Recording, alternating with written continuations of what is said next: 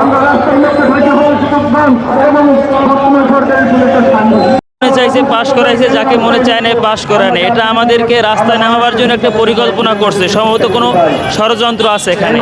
এনটিআরসির প্রতি বছর যেই ব্যবসা, সেই ব্যবসাটা সচল রাখার জন্য, কারণ তারা প্রত্যেক বছর একটা শূন্য কোটা দেখায়া একটা সার্কুলার দেয়, সার্কুলার দিয়ে সেখান থেকে কোটি কোটি টাকা সাধারণ শিক্ষার্থীদের কাছ থেকে হাতিয়ে নিয়ে তারা নিয়োগের পরিবর্তে এরকম গণহারে ফেল করায়, যেটা এবছরে একদম সবচেয়ে বেশি করিয়েছে, যেটা পূর্ববর্তী করে নাই। এরকম করে তারা শূন্য পদ রেখে রেখে প্রত্যেক বছর তারা এই ব্যবসা বাণিজ্য তারা চালু রাখতে চায়। এটাই আমাদের মনে হচ্ছে যে তারা আমাদেরকে ফেল করানোর পিছনে অন্যতম একটা কারণ। আরও একটা কারণ থাকতে পারে, সেটা হচ্ছে আমরা যদি বিগত সালের রেজাল্টগুলো অ্যানালাইসিস করি, সেখানে দেখা যায় 13তম পর্যন্ত ভাইবাই সিস্টেমই ছিল না।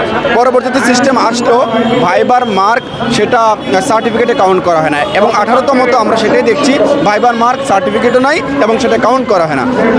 কিন্তু তারা আমাদেরকে অন্যান্য বছর 95, 94% বা 90%-এর উপরে পাস করাতো, কিন্তু এই বছর এসে তারা 70% নিয়ে আসছে। আমরা আমাদেরকে যখন ভাইবা থেকে বঞ্চিত করা হবে, সাধারণ আমরা প্রিলি দিয়ে পাস করেছি, রিটেনে পাস করেছি, ভাইবা ভালো হয়েছে, আমরা নিশ্চিত রেজাল্ট পাবো। যখন আমরা রেজাল্ট পাচ্ছি না, আমরা সবাই আজকে আমরা রাস্তায় আসতে বাধ্য হয়েছি। কিন্তু আমরা চাচ্ছি আমাদের কর্তৃপক্ষের কাছে আমাদের বিনীত অনুরোধ, বিশেষভাবে আমাদের দাবি যেন আদায় করা হোক। আমাদের একটাই দাবি, আমাদের সনদ চাই। আমরা পাস যখন করছি আমাদের সনদ দিতে হবে।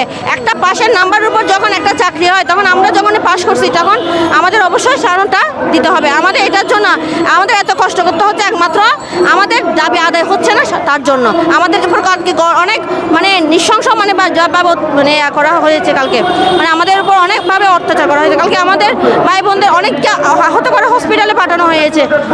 এগুলো আর মেনে নেওয়ার মতো না। আমাদের একটাই দাবি, আমাদের সনদ চাই। আমাদের আন্দোলন ধারাবাহিকভাবে চলছে। তো গতকাল পুলিশ আমাদেরকে জলকামান নিক্ষেপ করছে। আমাদের অনেক ভাইরা আহত, হসপিটালে আছে। তো আমাদের দাবি হচ্ছে এনটিআরসি বোর্ডের কাছে, এনটিআরসি বোর্ডের চেয়ারম্যান যে 4 তারিখে যে রেজাল্ট দিয়েছে, এই রেজাল্টে যে 60,000 টিকিয়েছে আর 23,000 বাদ দিয়েছে। এই 23,000 তাদের লিখিত মার্ক অনেক ভালো, এই লিখিত মার্ক বিবেচনা না করেই তাদেরকে ভাইবা থেকে বাদ দিয়েছে। আমাদের দাবি হচ্ছে এনটিআরসি কোনো চাকরি দেয় না, তারা সনদ দেয়। তো আমাদেরকে সনদ দিয়ে দেওয়া হোক।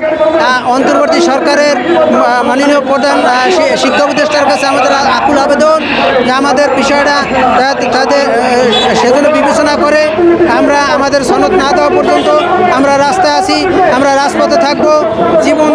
জীবন দিয়ে আমাদের এই অধিকার, আমাদের দাবি আমরা আদায় করে নেব ইনশাআল্লাহ।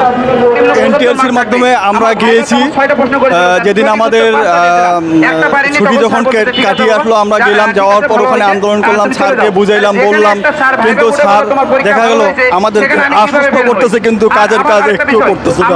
এবং তখন সচিব স্যারের প্রতিনিধি যিনারা ছিলেন, সহকারী সচিব স্যার, উনি বলেছিলেন যেনারা ভালো রেজাল্ট করেছে, মার্কস পেয়েছে, তাদেরকে সেই মার্কসের ওপর এবং তাদেরকে আমরা রিটার্ন এবং ভাইবার ওপর ডিপেন্ড করে মার্কস দেওয়া হয়েছে। কিন্তু আজকে আমরা দেখতেছি 40 মার্কসে পাস হয়েছে। কিভাবে 40 মার্কস পাওয়ার পরেও তারা টিচার হওয়ার যোগ্যতা রাখে, অথচ আমরা ভালো মার্কস পাওয়ার পরেও আমাদের কোনো প্রকার সুরাহা নেই।